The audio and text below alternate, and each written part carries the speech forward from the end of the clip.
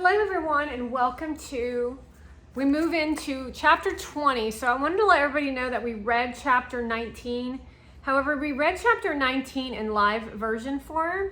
So you'll need to read it yourself.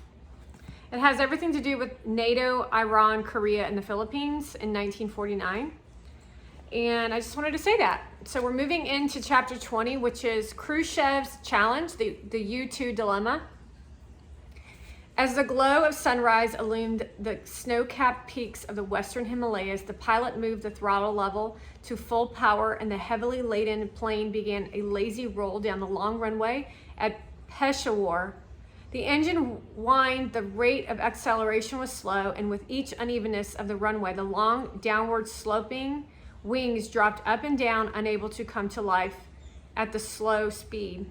And then with more speed, the wings began to fly. They rose and steadied, and flopping and isolation dampened out, and they strained to lift the heavy plane into the air.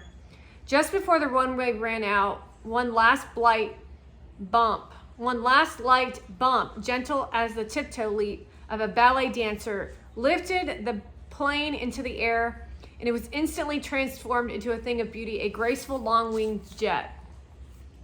As speed built up and the wheels were retracted, the plane sped through the pre-dawn haze. The pilot eased the flaps up into the wings and began to climb toward the mountains. High above and to the left was a historic Khyber Pass on course. There was a pink-tinged 25,000-foot peak. Further to the right was Godwin Austen, over 28,000 feet, wearing its perennial white plume. The jet was so heavy that the pilot swung it into a lazy turn inside the valley to spiral up and out, gaining altitude as he went until he was above the famous path of the conquerors through the Khyber and nearly level with the 25,000-foot mountaintop. Kabul, the capital of Afghanistan, lay below to the right. Tadzhik was the first major city inside the Soviet Union, lay ahead with Tashkent beyond. Border crossing was made at Kirovabad, and it climbed to 60,000 feet. The sky was clear and dark blue, the sky that only the small band of jet pilots know the world around. At this altitude, the weather, whatever there was a remote thing noticed only as patches of white cloud below, obscuring the ground. At cruising altitude, the cockpit air system had cleared out all moisture and the canopy was clear and brittle. Visibility was almost limitless, and the pilot was a lone soul above the world, above all normal environment. Under a simple burning sun, and tuned to the even silence of the engine and the slow, mushy responsiveness of the controls in the near vacuum of the atmosphere at that height. In that still early morning at Peshawar, the operational team had just finished flashing their message to Washington. Puppy 68 was off and on his way to Norway via Sverdlovsk. The watch officer in his special U-2 control office in downtown Washington got the word shortly after 8:30 p.m. on the evening of April 30th. Dick Bizzle, the agency man in charge of the U-2 project, was notified immediately. Then in short succession, 4 other men were called. One by one, they heard the same information. Puppy 68 is away. Eisenhower was at his favorite retreat, Camp David, with Prime Minister Macmillan of Great Britain putting the finishing touches on plans for the summit conference. De Gaulle had just left Washington, and Macmillan and de Gaulle were scheduled to meet again in Paris on May 5th. All was well with the world. That aging men who had led the world through World War II and then through the bitterness of the Cold War were preparing to culminate their long efforts in a great summit conference, and then one by one lay down Khrushchev's challenge, the mantle of government to a new generation who would reap the benefits of peace, hopefully true and lasting peace. The fate of the world hung in the balance somewhere between these earnest plans for peace and the miles remaining ahead of that U-2 as it neared Sverdlovsk. There was not the normal U-2 flight. Much was made of the fact that the pilot had with him a vial, needle of poison, so that rather than expose his native land to charges of willful violation of the airspace and sovereignty of the United Union, he could silence himself in death, the code of the spy. Yet little was made of the antithetical fact that the pilot also had a parachute which would save his life. Much was made of the fact afterwards that this was a civilian aircraft and that it was flown by a civilian pilot. Yet this pilot had been permitted to carry with him on his flight his military identification card, complete with name and picture, along with a pocket full of other identifying cards, all of which could easily place him in military installations. In military instrument flight schools and on military facilities, just days before the flight, he could hardly and undeniably spy. Much was made later of the fact that Air Force Captain Powers had resigned from the Air Force and that he was a civilian employee at the Lockheed Aircraft Corporation. He was technically a civilian, but his records were still held by the Air Force, and he could have returned to the Air Force without loss of pay, seniority, and promotion status. Furthermore, the number of identification items that he had with him made it clear that he was less a true civilian and more a civilian cover spy pilot. He was in the same mold as Alan Pope in 1958, who captured by the Indonesians and the Air Force crew that was shot down in Armenia also in 1958. By the time the Russians had plenty of evidence to know the civilian pilots belonged to the CIA by the way of the U.S. Air Force. This course of events had more impact upon the United States than upon the Soviet Union. The U.S. government made much of the fact that the U-2 was an unharmed civilian aircraft, that it was flown by a civilian. However, in this book, The Craft of Intelligence, Alan Dulles made much of the fact that operation of such sophisticated aircraft could scarcely have been kept a secret. It wasn't. As he wrote, sooner or later, certainly this would have leaked out. Since this was so certain, then why did the U.S. government have to give out untrue cover stories? And why did they have to permit Powers to carry so much identification when he had been better to limit the leak as much as possible? Even if he had died, they would have had all the information they needed. How did it happen that they broke the policy procedures for the specific special flight by letting him take off loaded and incriminating evidence that proved that he was U.S. spy pilot? Who was it who wanted this special U-2 flight on May 1st, 1960, 2 weeks before the summer conference, to fail and then to become so glaring an admission of guilt when it did fail that it would inevitably doom the summit conference along with it? The incidents of these things, too many things, gave weight to this thought, and this flight was intended to be something rather special. Nothing was said that all clandestine operations personnel had, especially the select coterie of U-2 pilots, were required to submit to complete inspection before takeoff, which included the removal of all clothes and other personal effects and issued of sanitized non-identifiable clothing and equipment sufficient only for the flight. Neither pilot nor plane were sanitized on this flight as we required on other flights, but these are only detailed. They came up with the flight. The special question about this flight and this plane and this pilot was, who sent him out in the first place? Who was the flight supposed to gain? What was the flight supposed to gain that could have been worth one particle of what it lost? The Secretary of State, in attempting to justify the flight, and as the official spokesman of this government said, conditions at a latter season would have prevented obtaining very important information. There's never a good time for a failure of intelligence mission. We believe it unwise to lower our vigilance because of these political negotiations. Then the following 3 reasons for operating this flight were given. Clear skies had been forecast, which meant clear pictures. May 1st for the Russians is something like the 4th of July for Americans. It is a national holiday that honors the solidarity of working class.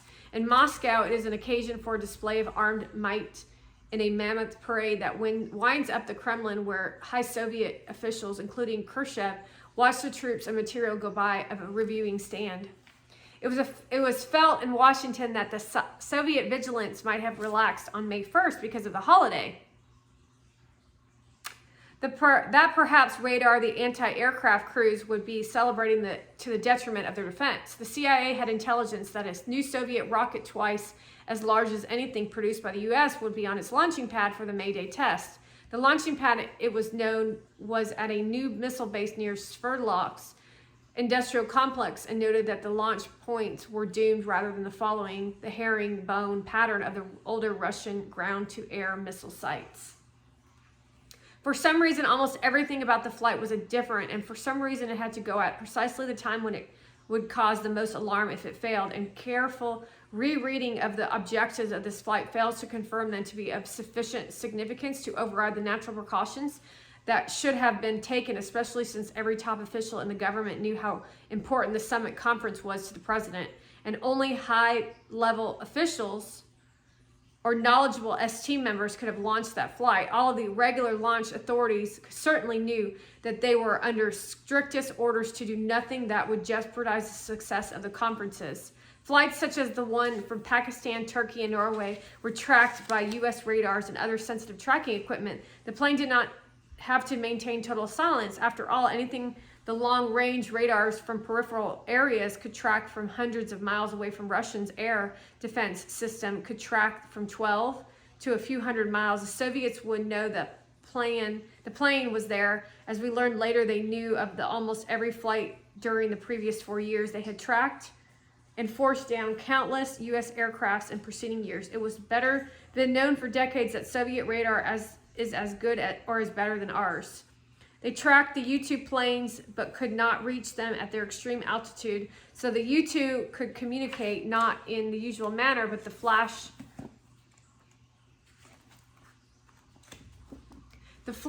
or squirt coded transmission at predetermined times. In spite of the rather strange way in which the news of the loss was announced, there is no reason why we should believe that some authorities in this country did not know what had occurred, and perhaps they knew exactly why it went down. Yet they ordered the administrator of the NASA to give out an unreasonable cover story, which even said the plane had come from Turkey. When the plane went down, its signals faded and it was lost from tracking radar. The engine had stopped and Powers was gliding the plane down from its extreme altitude, which was so high that the air's oxygen content was insufficient to support combustion. The normal combustion of the jet engine at the altitude had to be assisted by the infusion of a trace of raw hydrogen from a small liquid hydrogen cryogenic storage bottle.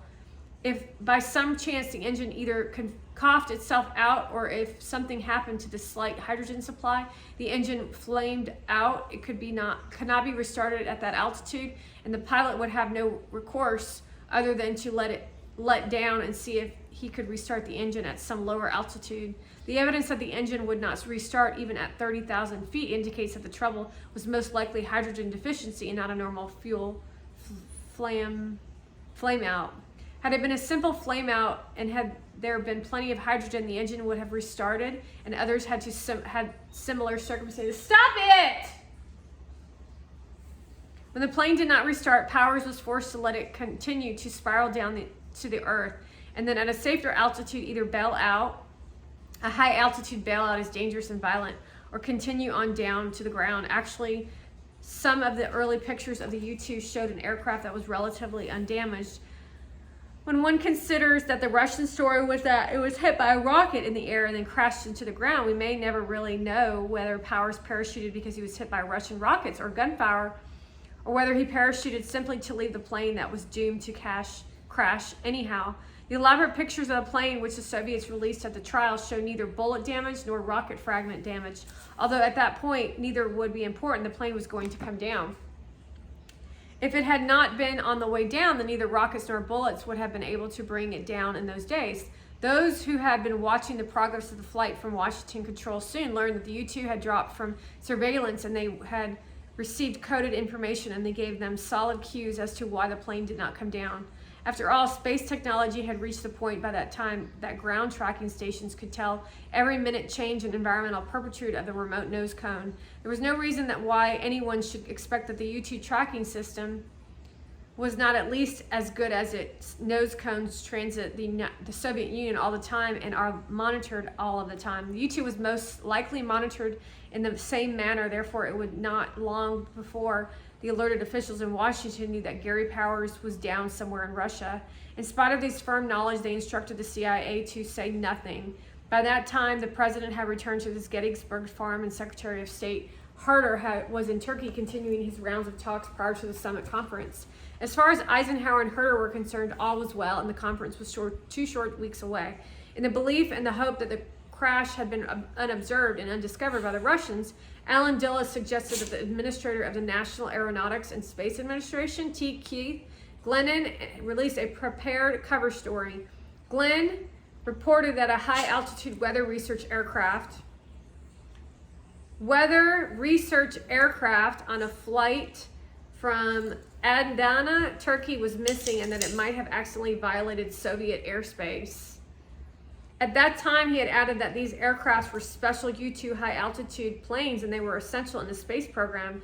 It was believed that the frankness that had taken some of the heat off the flight, especially if the Russians should ever find the wreckage and report it. This was an initiative Khrushchev had been waiting for on the 5th of May. 5 long days after the plane had landed, he reported that the American plane had been shot down over Russian territory.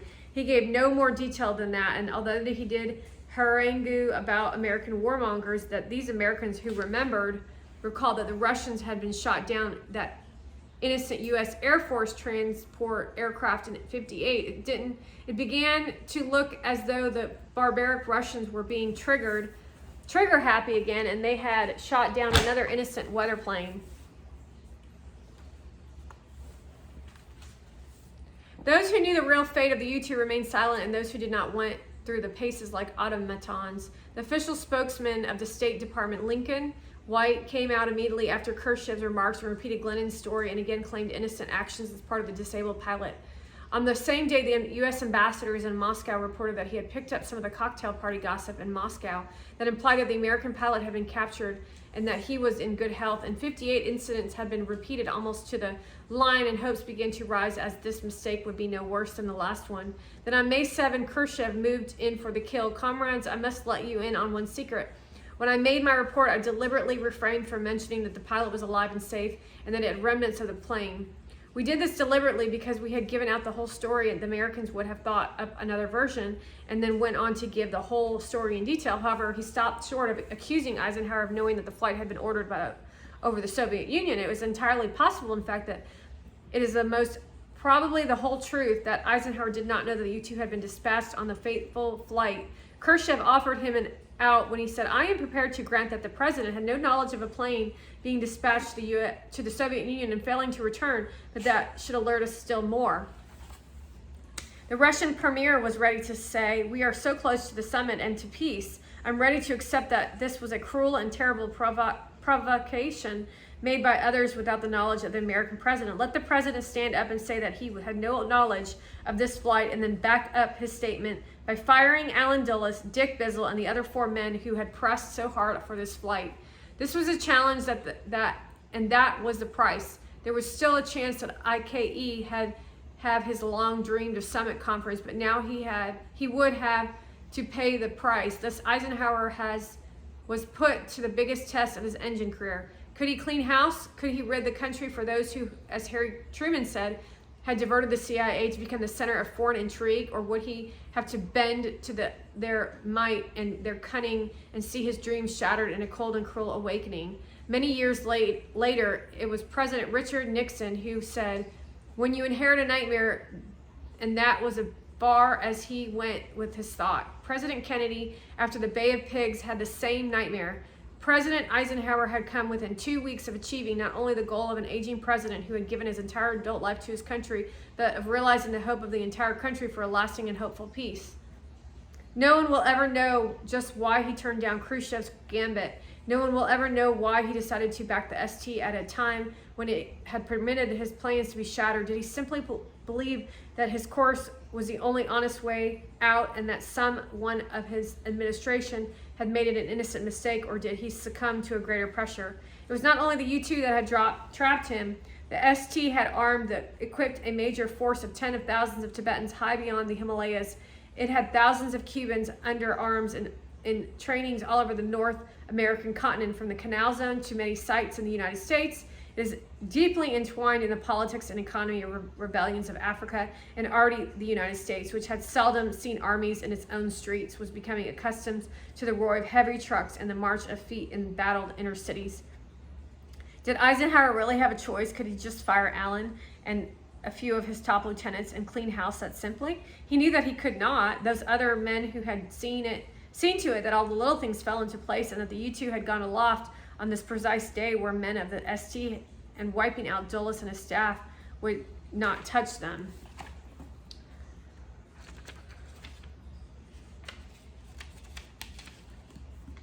For the Furthermore, in this one thing, to have the power to see the U-2 was not stopped from going on rather routine flight, but it was an entirely different manner to be able to assure that it would come down to the very center of the heart of the Soviet Union. The men responsible for this flight were highly competent, and they knew, for instance, that if the all-important hydrogen bottle was only partly filled there, they could count upon the plane's corning down as certainly as they could only partly filled its tanks with fuel. But fueling was a routine chore done by men, and who also known to the plane must be full, and a pilot knows that he must check the tanks and the caps. Also on the U-2, he can just about tell how full it is by seeing how much the heavily loaded wings droop and the plane is on the ground. Hydrogen starvation was much more subtle. As IKE pondered this dilemma, it no doubt flashed through his mind how all of these pieces began to fit together. He had heard a little about training of Cuban exiles. He had heard something of a Tibetan flight, of the training of Tibetans in the United States for deep paradrop missions in the northwest China. He knew of the troubles in Africa, and he knew how inner city problems were welling up in the U.S., but he had put all of his aside for small matters in comparison to the importance of this great crusade for peace. It was quite evident that these were thoughts preyed upon in his mind. On May 9th, he authorized Secretary Herter to say, in accordance with the National Security Act of 47, the President has put into effect since the beginning of his administration directives to gather every possible means and formation required to protect the United States and the free world against a surprise attack, and to enable them to make effective preparations for this defense. Under these directives, programs had been developed and put into operation, which had included extensive aerial surveillance by unarmed civilian aircraft, normally of a peripheral character, but occasionally by penetration. To underscore what the Secretary had said and to confirm that it had been on his mind, the President himself said, as the Secretary of State pointed out in this recent statement, ever since the beginning of my administration, I have issued directives to gather in every feasible way the information required to protect the United States and the free world against surprise attack, and to enable them to make effective preparations for defense. He was putting together in his own mind all the bits and pieces of the big puzzle. He had been trapped by his own ST, and all the things they had been doing now made a pattern. The United States and the world were not going to have peace. They were going to enter a generation, perhaps even more numbing Cold War, in which the inputs of random secret intelligence would provide evidence of submersion throughout all the countries of the free world, and the United States would react by attacking subversive insurgency wherever it was discovered.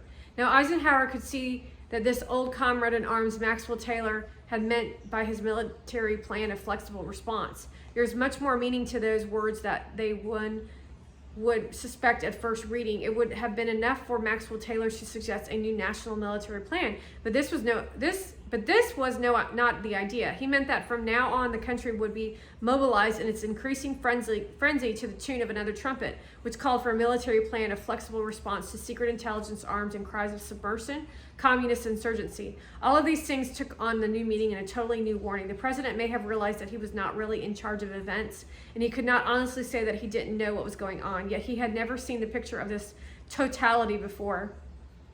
There was no other way on President Eisenhower did the only thing he could. He announced that the world had known about the flight and that it had been his sole responsibility as Commander-in-Chief of the U.S. With that, Khrushchev had no choice but to face the same facts this way. How could he hope to reach a peaceful settlement and meaningful agreements with the President who admitted to the world that it at that time had been speaking peace and had been plotting overflights and the invasion of territorial integrity and of not only the Soviet Union, but China and Tibet and Cuba. Khrushchev had no alternative either. All hope for a successful summit conference had gone, and the leaders of the world attended the conference individually, but all was lost. With this great disaster, the 15-year search for a peaceful settlement in the world, menaced by an atomic bomb to an end, Vietnam lay ahead.